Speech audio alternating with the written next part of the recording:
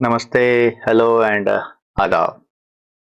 So we have started the videos on revision of NCERT and Karnataka State Syllabus Science, Chapter 6, Life Process. We have already completed the 3 parts, that is nutrition, uh, respiration, and transportation. And now we have come to the last and the 4th part, that is the excretory system or excretion in case of organisms. So let us start the revision of excretion. Excretion is nothing but a removal of the nitrogenous waste from the body. Most of the students get confused. ಹೆಚ್ಚು ವಿದ್ಯಾರ್ಥಿಗಳು ಏನ್ ಮಾಡ್ತಾವ ಅಂದ್ರೆ confusion ಆಗಿರ್ತಾವ. ಏನು defecation ಮಲ ವಿಸರ್ಜನೆ ಅಂತ ಏನ್ ಮಾಡ್ತಾರಲ್ಲ ಅದನ್ನು ಸಹಿತನು ಎಕ್ಸ್ಕ್ರೀಷನ್ ಅಂತ ತಿಳ್ಕೊತಾರ, ವಿಸರ್ಜನೆ ಅಂತ ತಿಳ್ಕೊತಾರ. ಬಟ್ ಎರಡು ಡಿಫ್ರೆಂಟ್. ಹಾಗಾಗಿ ನೀವು ಎಕ್ಸ್ಕ್ರೀಟರಿ ಸಿಸ್ಟಮ್ ಸ್ಟಡಿ ಮಾಡುವಾಗ ಏನಸ್ ನಾವು ಎಂದು ಮೆನ್ಷನ್ ಮಾಡಲ್ಲ. ಎಕ್ಸ್ಕ್ರೀಟರಿ ಸಿಸ್ಟಮ್ ಅಂದ್ರೆ completely a different system from digestive system. ಹಾಗಾಗಿ ಏನ ಫೀಸಸ್ ಅಥವಾ ಅನ್ಡೈಜೆಸ್ಟೆಡ್ ವೇಸ್ಟ್ ಮಟೀರಿಯಲ್ ಏನ್ ನಮ್ಮ ಬಾಡಿಯಿಂದ ಹೊರ ಹೋಗ್ತಾವ, ದಟ್ ಇಸ್ ಕಾಲ್ಡ್ ಅಸ್ ಫೀಸಸ್, ಅದು ನಮ್ಮ ಬಾಡಿಯೊಳಗೆ ಉತ್ಪತ್ತಿ ಆಗಿದ್ದಲ್ಲ. ಓಕೆ, ಸೊ ವಾಟ್ ಎವರ್ ನಾವು ಹೊರಗಿಂತ ನ್ಯೂಟ್ರಿಷನ್ ತಗೊಂಡಿವಿ ಅದ್ರ ಒಳಗಿಂದ ನ್ಯೂಟ್ರಿಯೆಂಟ್ ಅನ್ನು ಅಬ್ಸಾರ್ವ್ ಮಾಡಿ ವೇಸ್ಟ್ ಅನ್ನು ಹೊರ ಹಾಕ್ತಿವಿ. That is defecation. It is not excretion. Whereas excretion ಅಂದ್ರೆ ಕೆಮಿಕಲ್ ರಿಯಾಕ್ಷನ್ಸ್ ಇಂದ, ಮೆಟಬಾಲಿಕ್ ಕೆಮಿಕಲ್ ರಿಯಾಕ್ಷನ್ಸ್ ಏನ್ ನಮ್ಮ ಬಾಡಿ ಹಾಕವ, ಆ ರಿಯಾಕ್ಷನ್ಸ್ ಇಂದ ನೈಟ್ರೋಜನಸ್ ವೇಸ್ಟ್ ನಮ್ಮ ಬಾಡಿ ಪ್ರೊಡ್ಯೂಸ್ ಆಕಾವ. Specially the break down of protein. Protein ಯಾವಾಗ ಬ್ರೇಕ್ ಡೌನ್ ಆಕಾವ, ನಮ್ಮ ಬಾಡಿ ಒಳಗೆ ಒಂದಿಷ್ಟು ಹಾರ್ಮ್ಫುಲ್ ಕೆಮಿಕಲ್ಸ್ ಉತ್ಪತ್ತಿ ಆಕಾವ. ಅವು ನಮ್ಮ ಬಾಡಿ ಒಳಗೆ ಸ್ಟೋರ್ ಮಾಡ್ಲಿಕ್ಕೆ ಆಗಲ್ಲ. ಭಾಳ ದಿನ ಸ್ಟೋರ್ ಆದವು ಅಂದ್ರೆ ಏನಾಕವ, they are toxic to our body, poison ತರ ಕೆಲಸ ಮಾಡ್ತಾವ. ಹಾಗಾಗಿ ಅವನ್ನ ನಾವು ಹೊರಗೆ ಹಾಕ್ಬೇಕಾಗತ್ತೆ. That is called as excretion. Okay, so removal of the nitrogenous waste is called as excretion. ಹಾಗಾಗಿ ಎಕ್ಸ್ಕ್ರೀಟರಿ ಸಿಸ್ಟಮ್ ನೀವು ಸ್ಟಡಿ ಮಾಡುವಾಗ ಎಲ್ಲೇನೂ ನೀವು ಏನಸ್ ಅನ್ನ ಮೆನ್ಷನ್ ಮಾಡಲ್ಲ ನಾವು, ಯಾಕಂದ್ರೆ that is completely a different system. Okay, so with this basic information let us start excretory system. So ಯಾವಾಗ ಆರ್ಗಾನಿಸಮ್ಸ್ ಬಾಡಿ ಒಳಗೆ ಪ್ರೋಟೀನ್ ಬ್ರೇಕ್ ಡೌನ್ ಆಕಾವು, ಅವಾಗ ಒಂದು ಕೆಮಿಕಲ್ ಪ್ರೊಡ್ಯೂಸ್ ಆಕೈತಿ which is called as a ammonia. So ಈ ammonia ಏನೈತಲ್ಲ, it is water soluble and highly toxic. ನೀರೊಳಗೆ ಕರಗ್ತೈತಿ, ಆಮೇಲೆ ಅತಿ ಹೆಚ್ಚಿಗೆ ಪಾಯ್ಸನಸ್ ಇದು. ಸ್ವಲ್ಪ ಜಾಸ್ತಿ ಆದ್ರೂ ನಮ್ಮ ಬಾಡಿ ಒಳಗೆ ಡೆಪಾಸಿಟ್ ಆತಂದ್ರೆ ಸೆಲ್ಸ್ ಸಾಯ್ಲಿಕ್ಕೆ ಸ್ಟಾರ್ಟ್ ಆಕಾವ. ಹಾಗಾಗಿ ಅಮೋನಿಯಾನ ಬಾಡಿ ಒಳಗೆ ಸ್ಟೋರ್ ಮಾಡ್ಲಿಕ್ಕೆ ಬರಲ್ಲ. ಹೆಂಗ್ ಉತ್ಪತ್ತಿ ಆಗತ್ತ, ಇಮ್ಮಿಡಿಯೇಟ್ ಆಗಿ ಹೊರಗೆ ಹಾಕ್ಬೇಕಾಗತ್ತೆ. ಸೊ ಅಮೋನಿಯಾನ ಹೊರಗೆ ಹಾಕ್ಬೇಕಂದ್ರೆ ನೀರಿನಾಗ ಕರಗಿದ ರೂಪ ಹೊರ ಹಾಕ್ಬೇಕಾಗತ್ತೆ. It has to be excreted in the dissolved state. ಹಾಗಾಗಿ ಅಮೋನಿಯಾನ ಹೊರ ಹಾಕ್ಬೇಕಂದ್ರೆ ಬಹಳಷ್ಟು ವಾಟರ್ ಲಾಸ್ ಆಕೈತಿ ನಮಗ್. ಸೊ ಅಕ್ವಾಟಿಕ್ ಅನಿಮಲ್ಸ್ ಏನದಾವ, ಓಕೆ, ಯಾವ ಅನಿಮಲ್ಸ್ ಲೈಕ್ ಅಮೀಬ್ ಆಗಿರ್ಬೋದು ಅಥವಾ ಫಿಶಸ್ ಆಗಿರ್ಬೋದು, ಅವು ಏನದಾವ ನೀರೋಗಿರ್ತಾವ, ಅವ್ರಿಗೆ ನೀರಿನ ಕೊರತೆ ಇರಲ್ಲ. ಹಾಗಾಗಿ ಅಮೋನಿಯಾನ ಹೆಂಗ್ ಉತ್ಪತ್ತಿ ಆಗತ್ತ ಆಗಿದ್ದು ಕೂಡ ಹೊರ ಹಾಕ್ಬಿಡ್ತಾವ. So those organism which will excrete ammonia as their excretory product are called as a ammonotelic organisms. Okay, ಏನ್ ಕರಿತೀವಿ ನಾವು, ಅಮೋನೋಟೆಲಿಕ್ ಆರ್ಗಾನಿಸಮ್ ಅಂತ ಕರಿತೀವಿ. ಓಕೆ, ಅಮೋನಿಯಾನ ಎಕ್ಸ್ಕ್ರೀಟರಿ ಪ್ರಾಡಕ್ಟ್ ಆಗಿ ಹೊರ ಹಾಕ್ತಾವ. ಈಗ ನಮ್ಮಲ್ಲಿ ಬಂದಾಗ ನಾವು ನೀರಾಗಿರಲ್ಲ, we live on the land. ಹಾಗಾಗಿ ನಮಗ ಕಂಟಿನ್ಯೂಸ್ ಆಗಿ ನೀರು ಅವೈಲೇಬಲ್ ಇರಲ್ಲ. ಸೊ ನಾವು ನೀರು ಕುಡಿತಾ ಇರ್ಬೇಕಾಗತ್ತೆ, ನೀರನ್ನ ಸ್ಟೋರ್ ಮಾಡ್ಕೋಬೇಕಾಗತ್ತೆ. ಸೊ ನಮ್ಮ ಬಾಡಿ ಒಳಗೂ ಏನಾಕೈತಿ, ಅಮೋನಿಯಾ ಪ್ರೊಡ್ಯೂಸ್ ಆಗತ್ತೆ. ಆದ್ರೆ ಆ ಅಮೋನಿಯಾನ ನಾವು ಹೊರ ಹಾಕ್ತಾ ಹೋದ್ವಿ ಅಂದ್ರೆ ಬಹಳಷ್ಟು ವಾಟರ್ ಲಾಸ್ ಆಗಿ ನಮಗ ಬಾಡಿಗೆ ಅಥವಾ ನಮ್ಮ ಹೆಲ್ತ್ಗೆ ಎಫೆಕ್ಟ್ ಆಗುತ್ತೆ. ಹಾಗಾಗಿ ನಮ್ಮ ಬಾಡಿ ಏನ್ ಮಾಡ್ತೈತಪ್ಪ ಅಂದ್ರೆ ಅಮೋನಿಯಾನ ಲೆಸ್ ಟಾಕ್ಸಿಕ್, ಒಂದ್ ಸ್ವಲ್ಪ ಕಡಿಮೆ ಪಾಯ್ಸನ್ ಕಂಡೀಷನ್ ಅಥವಾ ಕಡಿಮೆ ಟಾಕ್ಸಿಕ್ ಸಬ್ಸ್ಟೆನ್ಸ್ ಒಳಗೆ ಕನ್ವರ್ಟ್ ಮಾಡ್ಕೋದೈತಿ. ಹಾಗಾಗಿ ನಮ್ಮ ಬಾಡಿ ಏನ್ ಮಾಡ್ತೈತೆ ಅಂದ್ರೆ ಅಮೋನಿಯಾನ ಸ್ವಲ್ಪ ಕಡಿಮೆ ಟಾಕ್ಸಿಕ್ ಸಬ್ಸ್ಟೆನ್ಸ್ ಒಳಗೆ ಕನ್ವರ್ಟ್ ಮಾಡ್ಕೋದೈತಿ. That is called as urea. Okay, so ಹಾಗೆ ನಾವೇನ್ ಮಾಡ್ತೀವಿ, ಅಮೋನಿಯಾ ಏನು ಉತ್ಪತ್ತಿ ಆಗುತ್ತಲ್ಲ ಅದನ್ನು ಯೂರಿಯಾ ಒಳಗೆ ಕನ್ವರ್ಟ್ ಮಾಡ್ಕೊಂಡು ಸ್ವಲ್ಪ ಹೊತ್ತು ನಮ್ಮ ಬಾಡಿ ಒಳಗೆ ಸ್ಟೋರ್ ಮಾಡ್ಕೋಬಹುದು. ಯೂರಿಯಾನು ವಾಟರ್ ಸಾಲ್ಯುಬಲ್, ಆದ್ರೆ ಅಮೋನಿಯಾ ಅಷ್ಟು ಟಾಕ್ಸಿಕ್ ಅಲ್ಲ, ಅದು ಬಹಳ ಪಾಯ್ಸನಸ್ ಇರ್ತೈತೆ. ಅಮೋನಿಯಾ ಅದಕ್ಕಿಂತ ಕಡಿಮೆ ಪಾಯ್ಸನಸ್ ಇರುತ್ತೆ, ಅಂದ್ರೆ ಸ್ವಲ್ಪ ಜಾಸ್ತಿ ದಿನ ತನಕ ನಾವು ಅದನ್ನ ನಮ್ಮ ಬಾಡಿ ಒಳಗೆ ಇಟ್ಕೋಬಹುದು. ಸೊ ನಮ್ದ ಎಕ್ಸ್ಕ್ರೀಟರಿ ಪ್ರಾಡಕ್ಟ್ ಏನಿದೆಯಲ್ಲ ದಟ್ ಈಸ್ ಯೂರಿಯಾ. ಸೊ ಯಾವ ಆರ್ಗಾನಿಸಮ್ಸ್ ಯೂರಿಯಾನ ಎಕ್ಸ್ಕ್ರೀಟ್ ಮಾಡ್ತಾವ, they are called as a ureotelic organisms. So generally terrestrial organisms ಏನಾವ, ಎಲ್ಲಿ ನೀರಿನ ಕೊರತೆ ಇರ್ತೈತಿ, they are called as a ureotelic organism. ಅವ್ರು ಏನ್ ಮಾಡ್ತಾರೆ, ಯೂರಿಯಾನ ಎಕ್ಸ್ಕ್ರೀಟ್ ಮಾಡ್ತಾರೆ. ಈಗ ನೆಕ್ಸ್ಟ್ ಒಂದಿಷ್ಟು ಆರ್ಗಾನಿಸಮ್ ಬರ್ತೀವಿ ನಾವು, ಅವ್ರಿಗೆ ಟೆರೆಸ್ಟ್ರಿಯಲ್ ಗಿಂತನೂ ಜಾಸ್ತಿ ನೀರು ಅವೈಲೇಬಲ್ ಇರಲ್ಲ. ಲೈಕ್ ಬರ್ಡ್ಸ್, ತಾಸು ಗಟ್ಲೆ ಫ್ಲೈ ಮಾಡ್ಬೇಕಾಗತ್ತೆ, ಅಲ್ಲಿ ನೀರಿನ ಅವೈಲೇಬಿಲಿಟಿ ಇರಂಗಿಲ್ಲ. ಹಂಗಿದ್ದಾಗ ಅವು ಏನಾದ್ರು ಯೂರಿಯಾ ತಯಾರು ಮಾಡೋದು ಅಂದ್ರೆ ಮತ್ತೆ ಬಹಳಷ್ಟು ನೀರ್ ಲಾಸ್ ಆಗೋ ಚಾನ್ಸ್ ಇರ್ತೈತಿ. ಡೆಸರ್ಟ್ ಒಳಗಿರುವಂತಹ organisms like reptiles and all. So ಹಂಗಾಗಿ ಅವೇನ್ ಮಾಡ್ತಾವಪ್ಪ ಅಂದ್ರೆ ಅವ್ರ ಬಾಡಿ ಒಳಗೂ ಫಸ್ಟ್ ಅಮೋನಿಯಾ ಉತ್ಪತ್ತಿ ಆಗತ್ತೆ. ಅವ್ರೇನ್ ಮಾಡ್ತಾವ ಅಮೋನಿಯಾನ ಯೂರಿಯಾ ಕನ್ವರ್ಟ್ ಮಾಡಿ ಯೂರಿಯಾ ಏನ್ ಮಾಡ್ತಾವ ಅಂದ್ರೆ ಇನ್ನೊಂದಿಷ್ಟು less toxic but water insoluble substance ಒಳಗೆ ಕನ್ವರ್ಟ್ ಮಾಡ್ಕೋತಾವ. That water insoluble substance is called as a uric acid. Okay, so ಅದೇನ್ ಯೂರಿಕ್ ಆಸಿಡ್ ಇದೆಯಲ್ಲ ಅದು ಅವ್ರದ್ದು ಎಕ್ಸ್ಕ್ರೀಟರಿ ಪ್ರಾಡಕ್ಟ್ ಇರ್ತೈತಿ. ಅದು ವಾಟರ್ ಆಗಿ ಸಾಲ್ಯುಬಲ್ ಇರಲ್ಲ, ಹಾಗಾಗಿ ಅದನ್ನ ಎಕ್ಸ್ಕ್ರೀಟ್ ಮಾಡ್ಲಿಕ್ಕೆ ನೀರಿನ ಜಾಸ್ತಿ ಅವಶ್ಯಕತೆನೂ ಇರಂಗಿಲ್ಲ. Okay, so those organisms which excrete the uric acid as their excretory product are called as a uricotelic organisms. Birds ಬರ್ತಾವ ಮತ್ತೆ reptiles ಬರ್ತಾವ, ರೈಟ್. ಸೊ ಹಂಗಾಗಿ ಮೂರ್ ತರದಲ್ಲಿ ಎಕ್ಸ್ಕ್ರೀಟರಿ ಪ್ರಾಡಕ್ಟ್ ಅದಾವ. ಒಂದೇದು ಅಮೋನಿಯಾ. ಅಮೋನಿಯಾನ ಹೊರಗೆ ಹಾಕುವಂತ ಆರ್ಗಾನಿಸಮ್ಸ್ ಗೆ ಅಮೋನೋಟೆಲಿಕ್ ಅಂತ ಕರಿತೀವಿ. ಅಕ್ವಾಟಿಕ್ ಅನಿಮಲ್ಸ್ ಇರ್ತಾವ ಲೈಕ್ ಅಮೀಬಾ ಆಗಿರ್ಬೋದು ಅಥವಾ ಫಿಶಸ್ ಆಗಿರ್ಬೋದು. ದೆನ್ ಎರಡನೇ ಪ್ರಾಡಕ್ಟ್ ಐತಿ nitrogenous waste product, that is the urea. Okay, so those organisms which will excrete urea as their excretory product are called as ureotelic organisms like us terrestrial animals. Then third is the excretory product ಏನೈತಿ uric acid ಇದೆ. So those organisms which will excrete uric acid are called as uricotelic organisms like birds ಆಗಿರಬಹುದು and reptiles ಆಗಿರಬಹುದು. Okay, so this is the basic information about the excretory product. So ಈಗ ಇವು excretory product ಹೊರಗೆ ಹೋಗ್ಬೇಕಪ್ಪ ಅಂದ್ರೆ different organisms have developed different methods. For example unicellular organisms ಒಳಗೆ ಯಾವುದೇ ತರದ ಆರ್ಗನ್ ಅಂಕ ಡೆವಲಪ್ ಆಗಲ್ಲ, ಯಾಕಂದ್ರೆ ಯುನಿಸೆಲ್ಲರ್ ಇರ್ತೈತಿ. ಹಂಗಾಗಿ ಅಲ್ಲೇ by simple diffusion excretory product body ಬಿಟ್ಟು ಹೊರಗೆ ಹೋಗ್ಬಿಡ್ತಾವ. ವೇರ್ ಆಸ್ ಮಲ್ಟಿಸೆಲ್ಲರ್ ಆರ್ಗಾನಿಸಮ್ಸ್ ಒಳಗ ಬೇರೆ ಬೇರೆ ಸೆಲ್ ಒಳಗ ದೂರ ದೂರ ಎಕ್ಸ್ಕ್ರೀಟರಿ ಪ್ರಾಡಕ್ಟ್ ಫಾರ್ಮ್ ಆಗೋದ್ರಿಂದ ಒಂದು ಕಲೆಕ್ಷನ್ ಅಂಡ್ ಡಿಸ್ಪೋಸಲ್ ಸಿಸ್ಟಮ್ ಬೇಕಾಗಿರ್ತೈತಿ. ಓಕೆ, ಸೊ ಅವಕ್ಕೆ ಅಂತ ಸ್ಟ್ರಕ್ಚರ್ಸ್ ನಾವೇನ್ ಕರಿತೀವಪ್ಪ ಅಂದ್ರೆ ಎಕ್ಸ್ಕ್ರೀಟರಿ ಆರ್ಗನ್ಸ್ ಅಂತ ಕರಿತೀವಿ. ಫಾರ್ ಎಕ್ಸಾಂಪಲ್ ಪ್ಲಾನೇರಿಯಾ ಒಳಗ ಫ್ಲೇಮ್ ಸೆಲ್ಸ್ ಇರ್ತಾವು, ಅರ್ತ್ ವರ್ಮ್ ಒಳಗ ನೆಫ್ರಿಡಿಯಾ ಇರ್ತಾವು, ಕಾಕ್ರೋಚಸ್ ಒಳಗ ಮಾಲ್ಫಿಜಿಯನ್ ಟ್ಯೂಬ್ಯೂಲ್ಸ್ ಇರ್ತಾವು, and we humans we are having kidneys. Okay, so ಇದು ಎಕ್ಸ್ಕ್ರೀಟರಿ ಆರ್ಗನ್ಸ್ ಸಹಿತನು ಏನೈತಿ ನಿಮ್ಗೆ ಎಕ್ಸಾಮ್ ಒಳಗ ಕೇಳುವಂತ ಚಾನ್ಸಸ್ ಇರ್ತೈತಿ, ರೈಟ್. ಸೊ ನಾವು we can start with the study of excretory system in man ಅಥವಾ human being. Okay, so excretory or urinary system of the human being consists of a pair of kidneys, right? ಎಷ್ಟಿರ್ತಾವ? ಒಂದು pair kidneys ಇರ್ತಾವ. ಎಲ್ಲಿರ್ತಾವ ಅಂದ್ರೆ lower abdomen back side ಇರ್ತಾವ on either side of the vertebral column. So ನಮ್ದೇನ್ ಬೆನ್ನ ಮೂಳೆ ಇರ್ತೈತಿ ಅದರ ಲೆಫ್ಟ್ ಮತ್ತು ರೈಟ್ ಸೈಡ್ ಗೆ ಒಂದೊಂದು ಕಿಡ್ನಿ ಅವೈಲೇಬಲ್ ಇರ್ತೈತಿ. The kidneys are bean shaped structures. Okay, beans ದೇನ್ ಬೀಜ ನೋಡಿದಿರಿ ಆ ಟೈಪ್ ಸ್ಟ್ರಕ್ಚರ್ ಇರ್ತಾವ, ಬಟ್ ಅಷ್ಟು ಸೈಜ್ ಇರಲ್ಲ, ದೊಡ್ಡ ಇರ್ತಾವ. Okay, so kidneys, they are the main excretory or primary excretory organs. Okay, so ಎಷ್ಟಿರ್ತಾವ? ಎರಡು ಇರ್ತಾವ. ನೀವು ಇಲ್ಲಿ ಅಬ್ಸರ್ವ್ ಮಾಡಬಹುದು, ರೈಟ್ ಕಿಡ್ನಿ ಏನಿದೆಲ್ಲ ಇದು ಸ್ವಲ್ಪ ಕೆಳಗಿದೆ ಲೆಫ್ಟ್ ಕಿಡ್ನಿ ನೋಡಿದಾಗ. ಓಕೆ, ಇಲ್ಲಿ ನೀವು ಲೈನ್ ತೆಗೆದ್ರಂದ್ರೆ this right kidney is little bit lower compared to the left kidney. Left kidney ಸ್ವಲ್ಪ ಮೇಲೆ ಇರ್ತೈತಿ. ಯಾಕಪ್ಪ ಅಂದ್ರೆ ಈ ಏರಿಯಾ ಒಳಗ ಲಿವರ್ ಬರ್ತೈತಿ. ಓಕೆ, ಸೊ ಹಂಗಾಗಿ ಇಲ್ಲಿ ಲಿವರ್ ಜಾಗ ಮಾಡಿಕೊಳ್ಳಿಕ್ಕೆ ರೈಟ್ ಕಿಡ್ನಿ ಏನಾಗಿದೆ ಸ್ವಲ್ಪ ಕೆಳಗಿರ್ತೈತಿ, ರೈಟ್. ಸೊ ನೀವು ಡ್ರಾ ಮಾಡುವಾಗ ಇಂಥ ಸಣ್ಣ ಸಣ್ಣ ಫೈನ್ ಟಚಸ್ ಅನ್ನ ಕೊಟ್ರಂದ್ರ it will attract the examiner.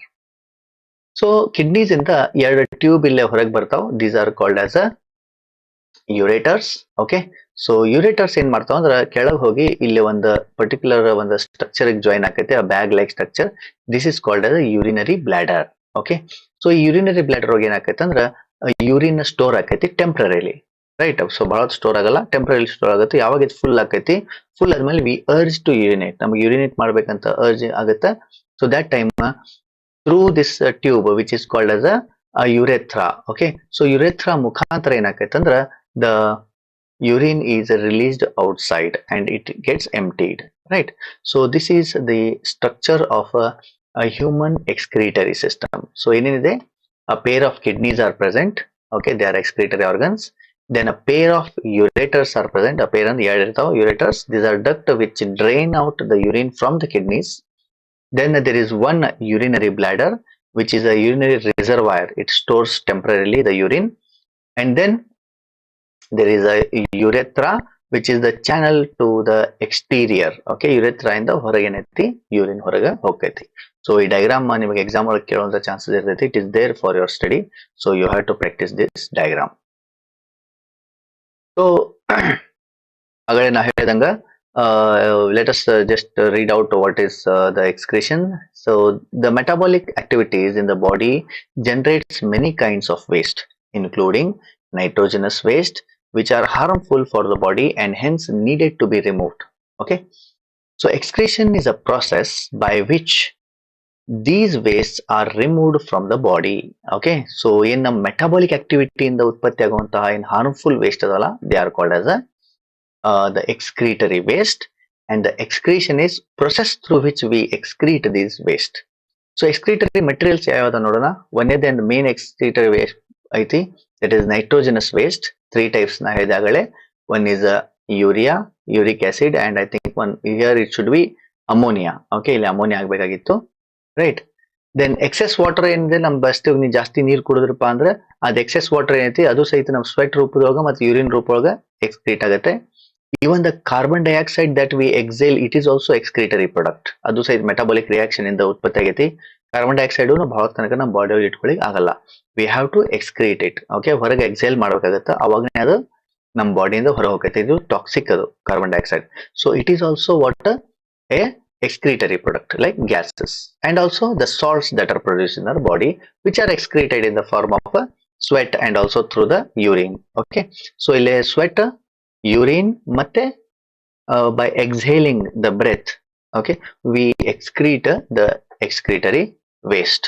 So ಇಲ್ಲಿ main ನಮ್ಮಲ್ಲಿ urine ಏನಿದೆಲ್ಲ, it consists of main component ಯಾವತ್ತಪ್ಪ, product ಯಾವತ್ತಪ್ಪ ಅಂದ್ರೆ urea, therefore it is called as urine. Okay, so as I told earlier, in unicellular organisms they remove their waste by simple diffusion. Okay, so now coming to how the urine is formed, right? So kidneys ಅಲ್ಲಿ ಒಂದಿಷ್ಟು small structures are present in the kidneys. They are called as nephrons. Okay, so here is the structure of nephron. You can just see. So this is a nephron.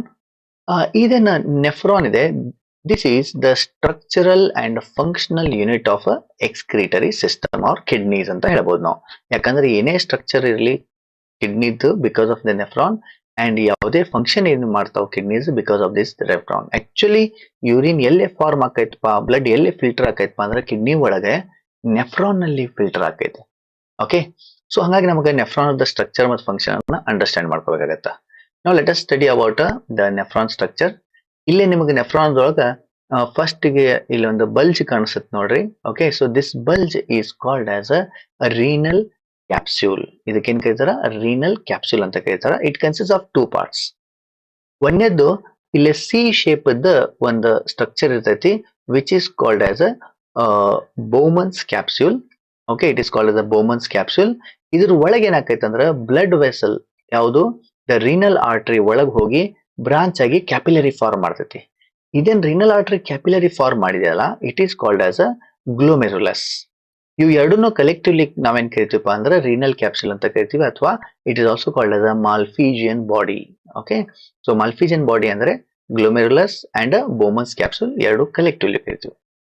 ನಂತರ ಇಲ್ಲಿ ಮುಂದ್ ಬಂದಾಗ ಇದೇ nephron tube ಇತ್ತಲ್ಲ, it highly coil ಆಗುತ್ತೆ. Okay, ಇಲ್ಲಿ ನೋಡಬಹುದು, it is highly coiled. So this coiled structure is called as a proximal convoluted tubule. It is called as a proximal convoluted tubule. ನಂತರ ಇದು ಸ್ಟ್ರೇಟ್ ಆಗಿ ಒಂದು ಯು ಶೇಪ್ ಒಳಗ convert ಆಕೈತಿ. Okay, it forms a U shaped structure. ಅದ್ರೊಳಗೂ ಏನಿದೆ ಅಂದ್ರೆ ನೀವು ಅಬ್ಸರ್ವ್ ಮಾಡಿದಂದ್ರೆ ಪ್ರಾಕ್ಸಿಮಲ್ ಕನ್ವಲ್ಯೂಟೆಡ್ ಟ್ಯೂಬ್ಯೂಲ್ ಮತ್ತೆ ಯು ಶೇಪ್ ಸ್ಟ್ರಕ್ಚರ್ ನೋಡಿದಂದ್ರೆ ಡಯಾಮೀಟರ್ ಕಡಿಮೆ ಆಗತ್ತ. ಯಾಕಪ್ಪ ಅಂದ್ರೆ lesser the diameter, larger will be the pressure. Filtration ಮಾಡ್ಲಿಕ್ಕೆ ಹೆಲ್ಪ್ ಆಕೈತಿ. ಸೊ ಇದೇನ್ ಯು ಶೇಪ್ಡ್ ಲೂಪ್ ನಮಗೆ ಕಾಣಿಸ್ತೈತಲ್ಲ, it is called as a Henle's loop. ನಂತರ ಹೆನ್ಲೀಸ್ ಲೂಪ್ ಏನಾಕೈತಿ, ಮತ್ತೆ ವಾಪಸ್ ಮ್ಯಾಲ್ ಹೋಗಿ ಇಲ್ಲೇ ಹೈಲಿ ಕಾಯಿಲ್ಡ್ ಸ್ಟ್ರಕ್ಚರ್ ಆಕೈತಿ. It is called as a distal convoluted tubule. Okay, and then distal convoluted tubule ಏನಾಕೈತಿ ಅಂದ್ರೆ it joins to form a collecting ductule. Okay, then from there it joins to the collecting duct. ಆ collecting duct ಏನ್ ಮಾಡ್ತಾರೆ, ಬಹಳಷ್ಟು nephron ಇಂದ connected ಇರ್ತೈತಿ. ಹಾಗಾಗಿ ಏನಾಗುತ್ತೆ, ಎಲ್ಲಾ ಕಡೆಯಿಂದ ಯೂರಿನ್ ಕಲೆಕ್ಟ್ ಮಾಡಿ it dumps it into the water in the center of the kidney. ಅದಕ್ಕೆ ಆಂಪ್ಯುಲಾ ಅಂತ ಕರೀತಾರೆ. ಸೊ ಆ ಕಿಡ್ನಿ ಸೆಂಟರ್ ಅಲ್ಲಿ ಏನ್ ಮಾಡ್ತೈತೆ, ಯೂರಿನ್ ಅನ್ನ ಡ್ರಾಪ್ ವೈಸ್ ಅದು ಪ್ರೊಡ್ಯೂಸ್ ಮಾಡ್ಲಿಕ್ಕೆ ಸ್ಟಾರ್ಟ್ ಮಾಡ್ತೈತಿ. ಅಲ್ಲಿಂದ ಯೂರೇಟರ್ ಇಂದ ಫ್ಲೋ ಆಗಿ ಸೀದಾ ಯೂರಿನರಿ ಬ್ಲಾಡರ್ ಒಳಗೆ ಬಂದು ಅದು ಸ್ಟೋರ್ ಆಕೈತಿ. So this is the structure of a nephron. In addition to that nephron ಒಳಗೆ ಮತ್ತೆ ಬ್ಲಡ್ ಒಳಗೆ ಬರಬೇಕು ಮತ್ತು ಅದ್ರೊಳಗಿಂದ ಫಿಲ್ಟರ್ ಆಗ್ಬೇಕಪ್ಪ ಅಂದ್ರೆ ಬ್ಲಡ್ ವೆಸಲ್ನು ಇರಬೇಕಾಗತ್ತೆ. ಸೊ ರೀನಲ್ ಆರ್ಟ್ರಿ ಏನಿದೆಲ್ಲ ಇಲ್ಲಿ ಬ್ಲಡ್ ಸಪ್ಲೈ ಮಾಡ್ತೈತೆ ನೆಫ್ರಾನ್ಗೆ. ಆಮೇಲೆ ರೀನಲ್ ಆರ್ಟ್ರಿ ಗ್ಲೊಮೆರುಲಸ್ ಆದ್ಮೇಲೆ ಹೊರಗೆ ಬಂದ್ಮೇಲೆ ಮತ್ತೆ ಅದು ಎಫರೆಂಟ್ ಆರ್ಟಿರಿಯೋಲ್ ಆಗಿ again proximal converted tubule, Henle's loop ಮತ್ತೆ ಡಿಸ್ಟಲ್ ಕನ್ವರ್ಟೆಡ್ ಟ್ಯೂಬ್ಯೂಲ್ ಎನ್ಸರ್ಕಲ್ ಮಾಡ್ಕೊಂತ ಲಾಸ್ಟ್ ಈಗ renal vein. So this is what the structure of a nephron. Okay. So now coming to the function of the nephron. So function of the nephron is to filter the blood and separate out the waste material, nitrogenous waste material. So ಇಲ್ಲಿ steps in the formation of urine ಒಳಗೆ ನೋಡಿದಾಗ ನಿಮಗೆ 3 marks ಕೇಳ್ತಾರೆ exam ನಲ್ಲಿ. So there are 3 steps are there. One is a glomerular filtration, or it is also called as ultrafiltration. Okay, so ultrafiltration ಅಂತ ಎದಕ್ಕೆ ಕರೀತಾರಪ್ಪ ಅಂದ್ರೆ ಇಲ್ಲೇನೋ ಇದು ಗ್ಲೊಮೆರುಲಸ್ ಇದೆ, you can see here the glomerulus ಏನಿದೆಯಲ್ಲ, ಇಲ್ಲಿಂದ ಬ್ಲಡ್ ಒಳಗೆ ಬಂದಾಗ ವೆರಿ ಹೈ ಪ್ರೆಷರ್ ಆಗುತ್ತೆ because the size will be reduced. Okay, diameter ಕಡಿಮೆ ಆಗೋದ್ರಿಂದ ಹೈ ಪ್ರೆಷರ್ ಇರೋದ್ರಿಂದ ಎಲ್ಲಾ ಬ್ಲಡ್ ಫಿಲ್ಟರ್ ಆಗಿ ಇಲ್ಲೇ ಡೆಪಾಸಿಟ್ ಆಗುತ್ತೆ. ಇದ್ರೊಳಗ ಬರೇ ಬ್ಲಡ್ ಅಂದ್ರೆ ಬರೇ ವೇಸ್ಟ್ ಅಷ್ಟೇ ಅಲ್ಲ, even it deposits the useful materials like glucose, some of the proteins, and some large amount of water. Okay, ಅವೆಲ್ಲಾನು ಯೂಸ್ಫುಲ್ ಮೆಟೀರಿಯಲ್ ವೇಸ್ಟ್ ಜೊತೆಗೆ ಇಲ್ಲೇ ಫಾರ್ಮ್ ಮಾಡ್ಬಿಡ್ತೈತಿ. This is called as ultrafiltration. It is non selective. Okay, ಇಲ್ಲಿ non selective ಅಂದ್ರೆ ಬರೀ waste ಅಷ್ಟೇ ಹಾಕ್ಬೇಕಂತ ಇಲ್ಲ, ಇವಾಗ ಏನಾಗುತ್ತೆ ಇವನ್ ಯೂಸ್ಫುಲ್ ಮೆಟೀರಿಯಲ್ಸ್ ಎಲ್ಲಾನು ಇಲ್ಲೇ ಫಿಲ್ಟ್ರೇಷನ್ ಆಗಿ ಫಾರ್ಮ್ ಮಾಡ್ತೈತಿ. ಸೊ ಹಿಯರ್ ಏನ್ ಫಸ್ಟ್ ಯೂರಿನ್ ಫಾರ್ಮ್ ಆಕೈತಲ್ಲ, this is called as primary urine. ಇದಕ್ಕೆ ಪ್ರೈಮರಿ ಯೂರಿನ್ ಅಂತ ಕರೀತಾರೆ. ನಂತರ ಪ್ರಾಕ್ಸಿಮಲ್ ಕನ್ವಲ್ಯೂಟೆಡ್ ಟ್ಯೂಬ್ಯೂಲ್ ಒಳಗೆ ಹೋದಾಗ ಸೆಕೆಂಡ್ ಸ್ಟೆಪ್ ಕಂಟಿನ್ಯೂ ಆಕೈತಿ. ಅದಕ್ಕೆ ಏನ್ ಕರಿತೀವಿ ನಾವು ಅಂದ್ರೆ ಟ್ಯೂಬ್ಯುಲಾರ್ ರಿಅಬ್ಸಾರ್ಪ್ಷನ್.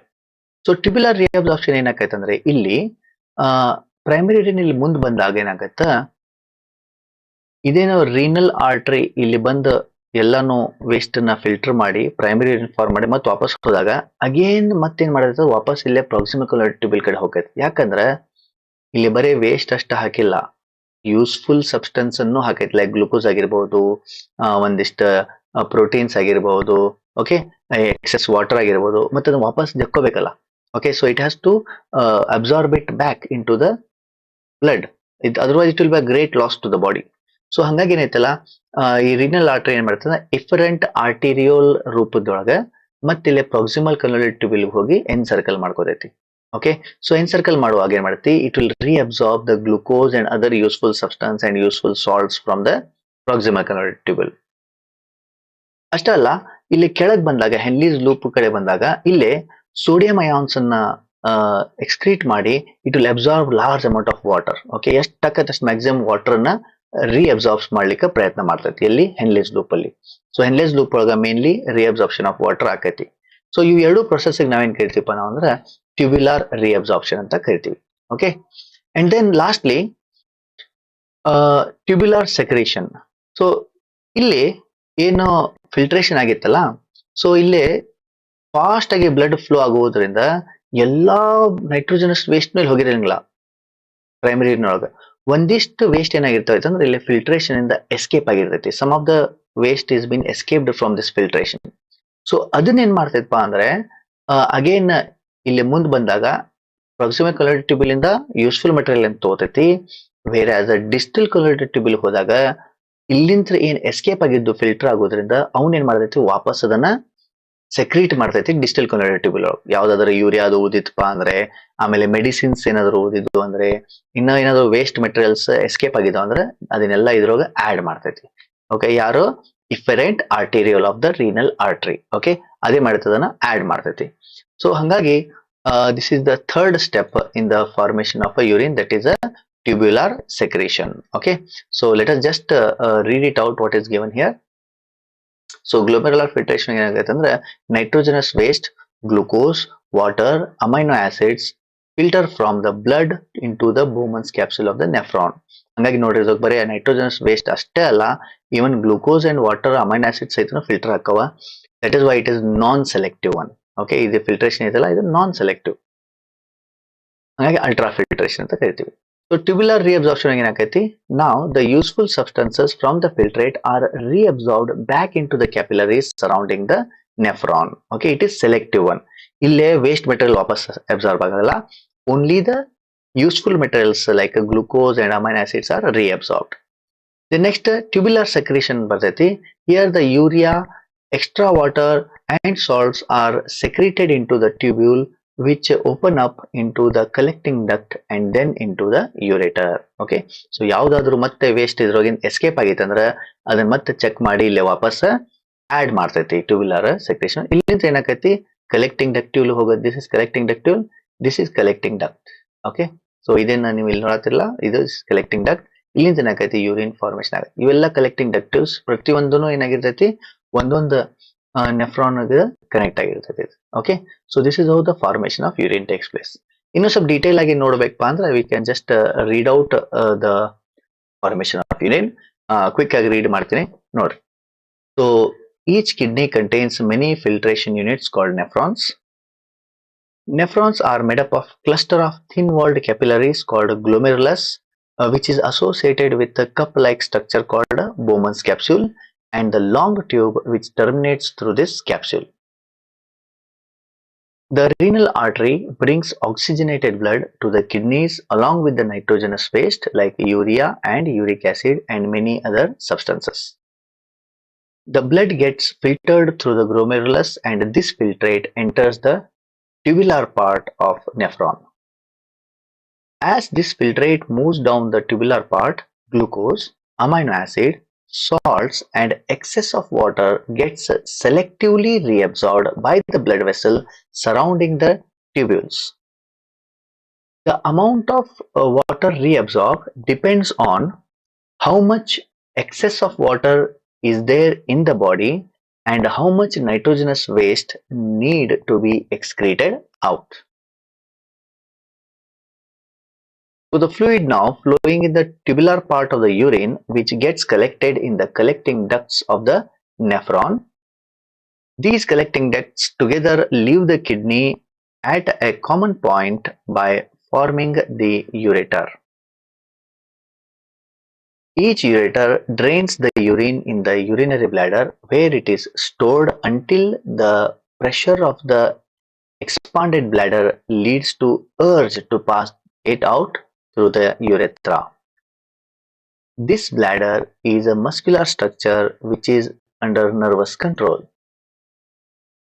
180 liters of filtrate is formed daily, but only 2 liters is excreted out as urine, so the rest is reabsorbed by the body. Okay, so ನಾಗಳೆ ಹೇಳಿದೆ reabsorption ಏನಾಗುತ್ತೆ ನೋಡ್ರಿ. ಅಲ್ಟ್ರಾ ಫಿಲ್ಟ್ರೇಷನ್ ಆಗಿ ಏನಾಗುತ್ತೆ ಅಂದ್ರೆ 180 liters of the filtrate is formed. ಆದ್ರೆ ಅದರೊಳಗ only 2 liters ಅಷ್ಟೇ excrete ಆಗುತ್ತೆ. ಅಂದ್ರೆ ಮೆಜಾರಿಟಿ ಏನಿದೆಲ್ಲ it is again reabsorbed into the body. Okay, so what are the functions of the nephron? Excretion of nitrogenous waste, and then to maintain the water and ionic balance, that is called as a osmoregulation. ಇಲ್ಲಿ homeostasis ಅಂತ ಹೇಳಿ ಒಂದು term ಬರ್ತೈತಿ that you will study in your higher classes. Now coming to excretion in plants. Plants use different strategies for excretion of different products. Oxygen and carbon dioxide is diffused through the stomata. ನೋಡ್ರಿ, oxygen ಮತ್ತು carbon dioxide as a waste product in ಹೊರಗೆ ಬರ್ತಾವ. Photosynthesis ಒಳಗೆ waste oxygen ಇರ್ತೈತಿ, ಬೇರೆ respiration ಒಳಗೆ waste carbon dioxide ಇರ್ತೈತಿ. ಎರಡೂ ಸಹಿತನು ಸ್ಟೊಮ್ಯಾಟಾ ಇಂದಾನೆ ಹೊರ ಹೋಗ್ತಾವ. Then excess water is removed by the transpiration through the stomata again. Okay, then plants can even lose their older parts like older leaves and bark. So cells ಒಳಗೆ plant body ಒಳಗೆ waste product ಆಗಿರ್ತೈತಲ್ಲ, ಅದೇನ್ ಮಾಡೈತೆ ಅಂದ್ರೆ leaf ಮತ್ತು bark ಅಂದ್ರೆ stem ಮೇಲೆ ತೊಗಟೆ ಇರ್ತೈತೆ ನೋಡ್ರಿ, ಕಿತ್ತು ಬೀಳ್ತೈತದ. ಆ ತೊಗಟೆ ಒಳಗೆ ಏನ್ ಮಾಡ್ತಾವ ಅಂದ್ರೆ ವೇಸ್ಟ್ ಅನ್ನ ಸ್ಟೋರ್ ಮಾಡ್ತಾವ. ನಂತರ ಲೀಫ್ ಏನಾದ್ರು ವಯಸ್ಸಾಗಿ ಎಲ್ಲೋ ಆಗಿ ಬಿದ್ದು ಹೋಗುತ್ತಲ್ಲ, ಅದ್ರ ಜೊತೆಗೆ ಲೀಫ್ ಜೊತೆಗೆ ವೇಸ್ಟ್ ಮೆಟೀರಿಯಲ್ಸ್ ಹೊರಗೆ ಬಿದ್ದು ಹೋಗ್ಬಿಡ್ತಾವ. So this is how they will excrete. Other waste products like resins and gums, especially in old xylem cells, which can also be lost by the plants. So ನೀವು plants ಒಳಗೆ ನೋಡಿರ್ಬೇಕು, ಒಂದಿಷ್ಟು plants ಏನು ಹೊಡ್ತಾ ಅದು ಬಿತ್ತಂದ್ರೆ ಅಲ್ಲಿ ಗಮ್ ಅಥವಾ ಅಂಟು ಬರ್ತೈತಿ. ಓಕೆ, ರೆಸಿನ್ಸ್ ಬರ್ತಾವ, ಲೇಟೆಕ್ಸ್ ಬರ್ತಾವ.